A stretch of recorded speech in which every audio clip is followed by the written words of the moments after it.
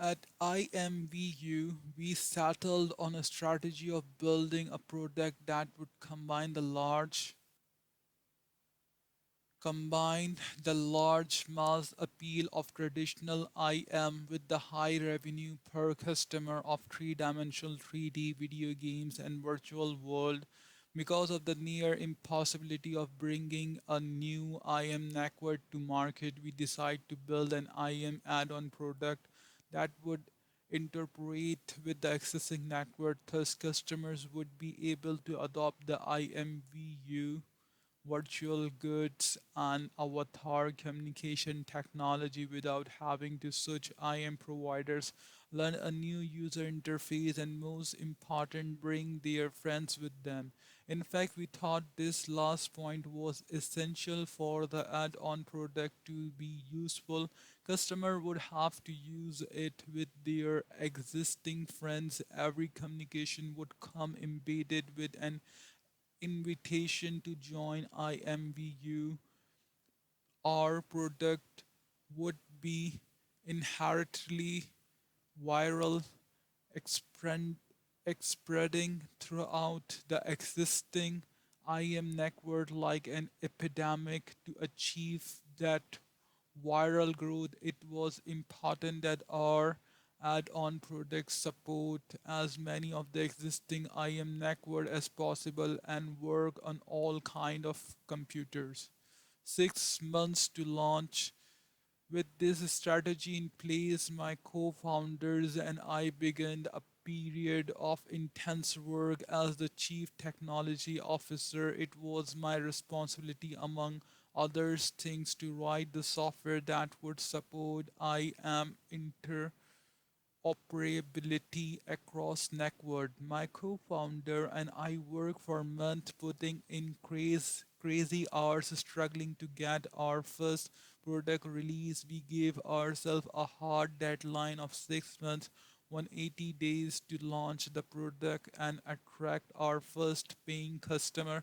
It was grueling schedule, but we were determined to launch on time.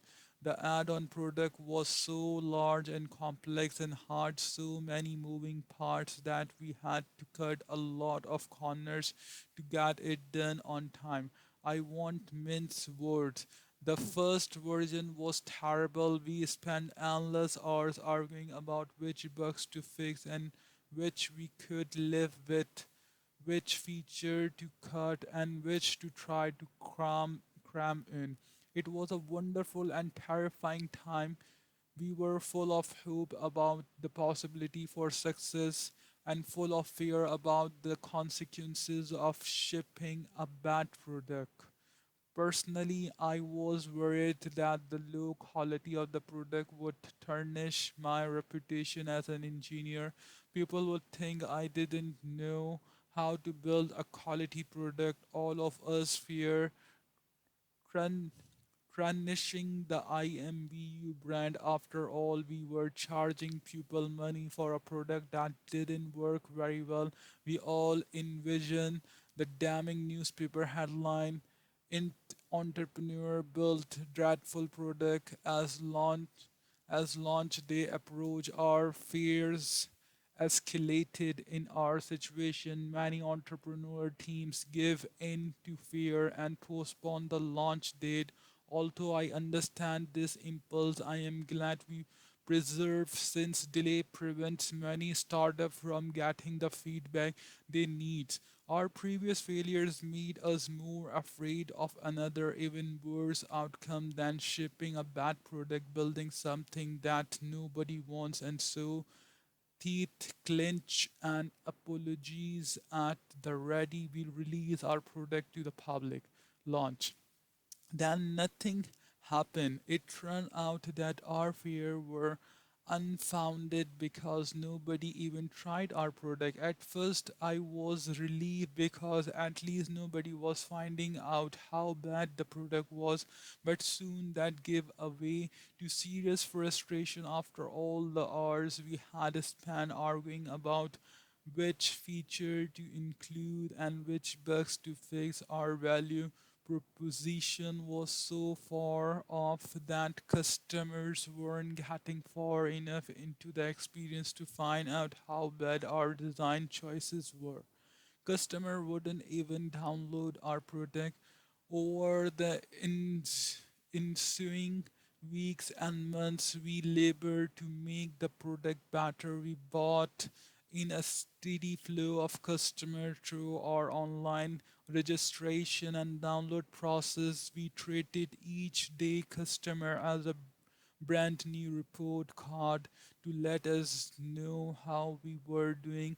We eventually learned how to change the product positioning so that customer at least would download it. We were making improvement to the underlying product, continuously shipping bug fixes and new changes daily. However, despite our best efforts, we were able to pursue only a pathetically small numbers of people to buy the product. In retrospect, one good decision we made was to set clear revenue target for those early days. In the first month, we intended to make $300 in total revenue, and we did. Barely many friends and family members were asked okay back. Each month, our small revenue target increased first to $350 and then to $400. As the rose our struggle increased, we soon ran out of friends and family. Our frustration escalated. We were making the product better every day, yet our customer behavior remained unchanged, but still wouldn't use it. Our failure to move the number prodded us to accelerate our efforts to bring customer into our office for in-person interviews and usability tests. The quantitative targets created the motivation to engage in qualitative inquiry and guided us in the questions we asked. This is the pattern we'll see throughout this book. I wish I could see that I was the one to realize our mistake and suggest the solution, but in truth, I was the last to admit the problem. In short, our entire strategic analysis of the market was utterly wrong. We figured this out empirically through experimentation rather than through focus groups of or market research. Customer could not tell us what they wanted. Most after research, customer could not tell us what they wanted. Most, after all, had never heard of 3D avatar. Instead, they revealed the truth through their action or inaction as we struggle to make the product better. Talking to customer. Out of desperation, we decided to talk some potential customer. We brought them into our office and said, try this new product. It's IMVU. If the person was a teenager, a heavy user of IM, or a tech early adopter, he or she would engage with us. In contrast, if it was mainstream person, the response was right. So exactly what would you like me to do? We got nowhere with the mainstream group. They thought IMVU was too weird. Imagine a 17-year-old girl sitting down with us to look at this product. She chooses her avatar and say, "Oh, this is really fun." She is customizing the avatar, deciding how she is going to look. Then we say, "All right, it's time to download the instant messaging add-on," and she responds, "What's that?" Well, it's this thing that interprets with the instant message client. She is looking at us and thinking, I've never heard of that. My friend have never heard of that.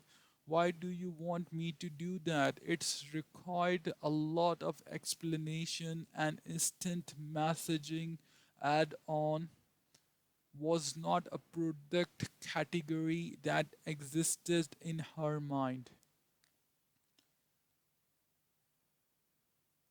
But since she was in the room with us, we were able to talk her into doing it. She download the product and then we say, okay, invite one of your friend to chat, and she say, No way, we say, why not? And she say, well, I don't know if this thing is cool yet.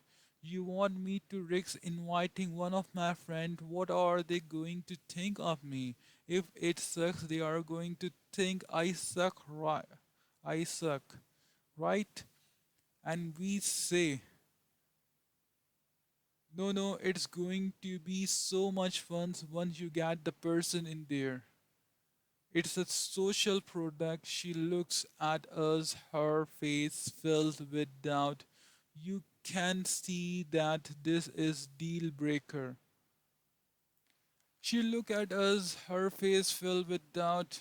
We can see that this is a deal breaker. Of course, the first time I had that experience, I said, it's all right.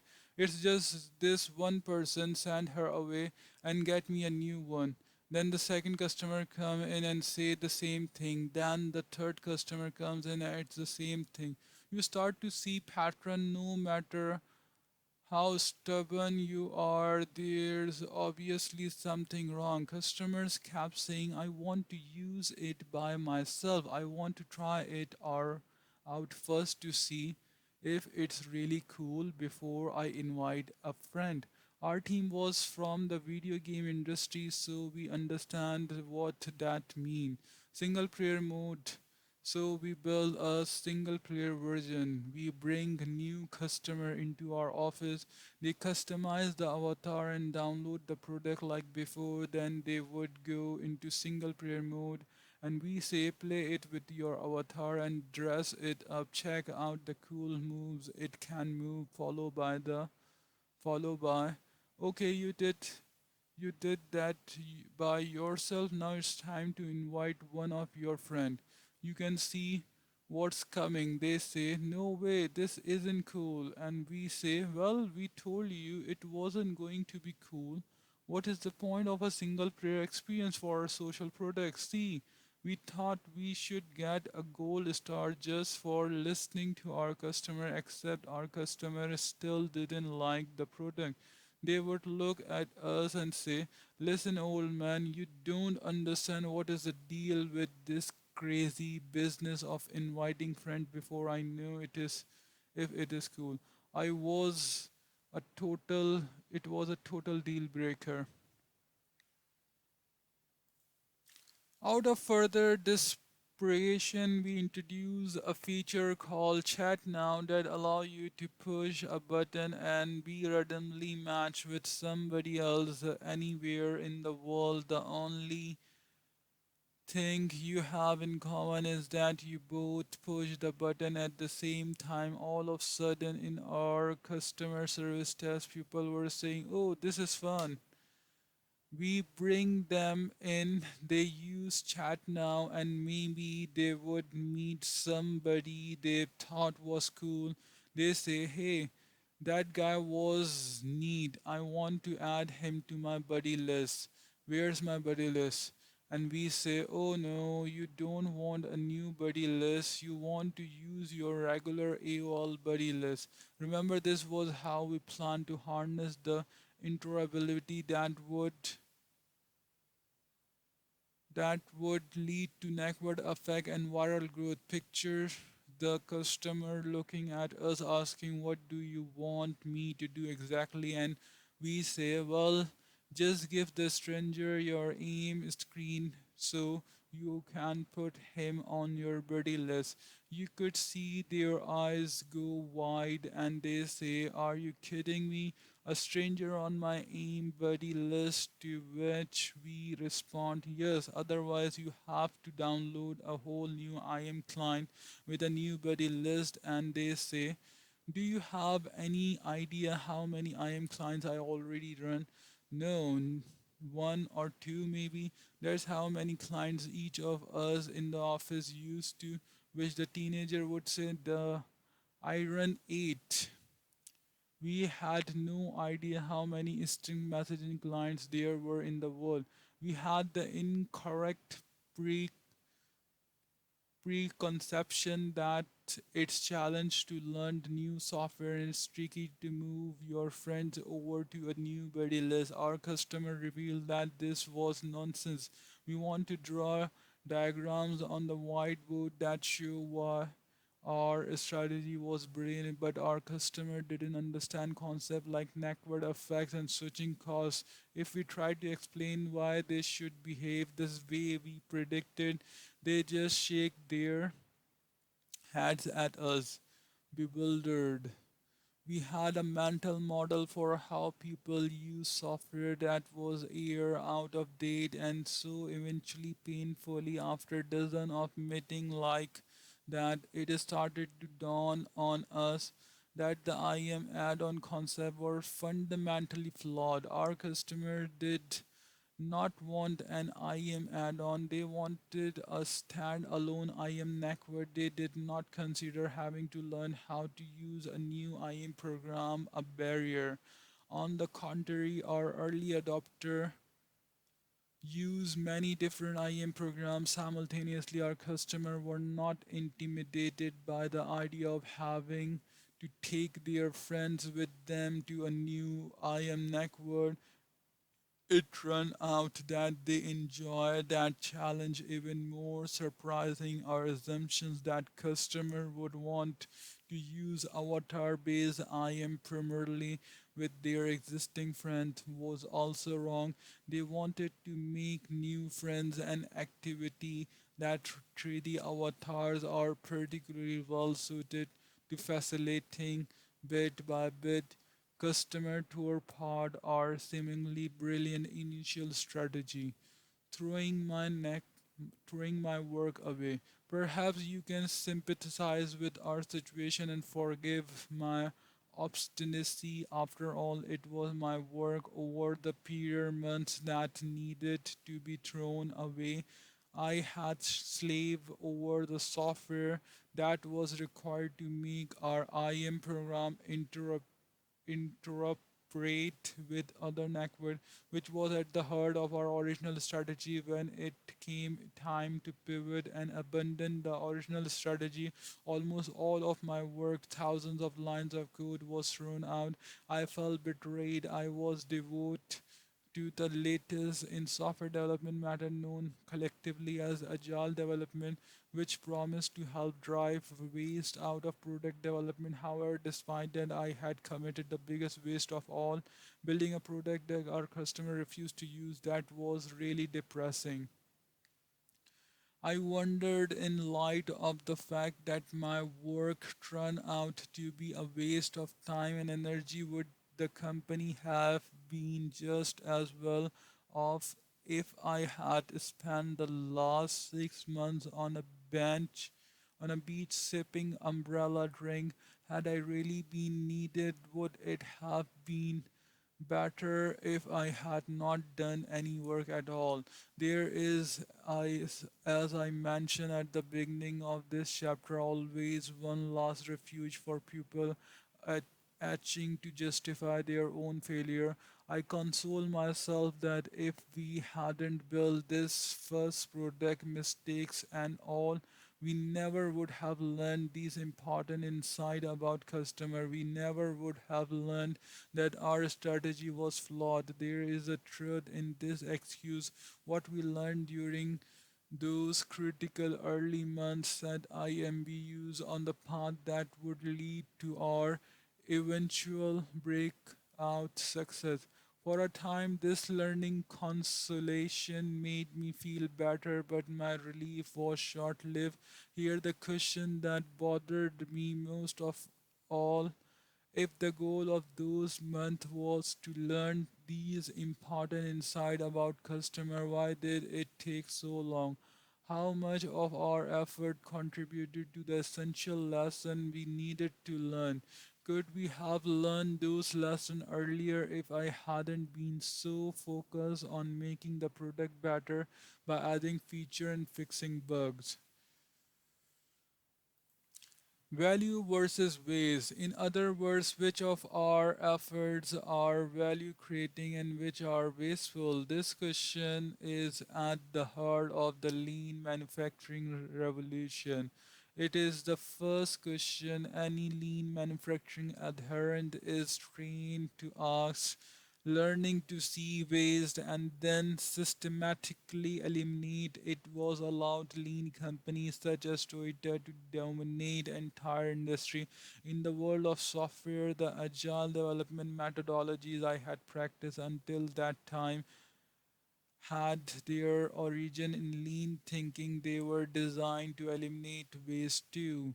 Yet those methods had led me down a road in which the majority of my team efforts were wasted. Why? The answer came to me slowly over the subsequent year. Lean thinking defined value as providing benefit of the customer. Anything else is waste. In a manufacturing business, customers don't care how the product is assembled, only that it works correctly. But in a startup, who the customer is and what the customer might find valuable are unknown part of the very uncertainty that is an essential part of the definition of a startup. I realized that as a startup, we needed a new definition of value. The real progress we had made and IMBUs was what we had learned over those first month about what creates value for customer. Anything we had done during those months that did not contribute to our learning was a form of waste. Would it have been possible to learn the same things with less effort? Certainly the answer is yes. For one thing, think of all the debate and prioritization of effort that went into feature that customers would never discover if we had shipped sooner.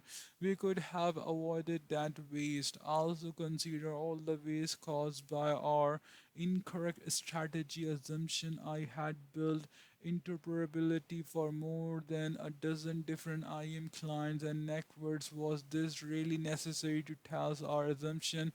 Could we have could we have gotten the same feedback from our customer with half as many network with only three, with only one, since the customer of all IM network found out product equally unattractive, the level of lean learning would have been the same, but our efforts would have been dramatically less. Here's the thought that kept me up nights. Did we have to support any network at all? Is it possible that we could have discovered how flawed our assumptions were without building anything? For example, what if we simply had offered customers the opportunity to download the product from us solely on the basis of its proposed features before building anything?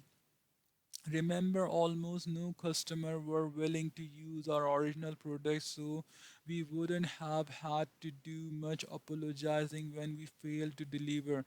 Note that this is different from asking customer what they want. Most of the time customer don't know what they want in advance. We could have conducted an experiment offering customers the chance to try something and then measuring their behavior. Such thought experiments were extremely disturbing to me because they undermine my job description as the head of the product development. I thought my job was to ensure the timely deliver of high quality product and feature, but if many of those features were a waste of time, that should I be doing instead? How could we avoid this waste? I've come to believe that learning is the essential unit of progress for a startup. The effort that is not absolutely necessary for learning what customer want can be eliminated. I can this validate validated learning because it is always demonstrated by positive improvement in the startup core matrices. As we seen, it's easy to kid yourself about what you think customers want. It's also easy to learn things that are completely irrelevant. Thus, validated learning is backed up by empirical data collected from real customer. Where do you find validation? As I can attest, anybody who fails in a startup can claim that he or she has learned a lot from the experience. They can tell a compelling story.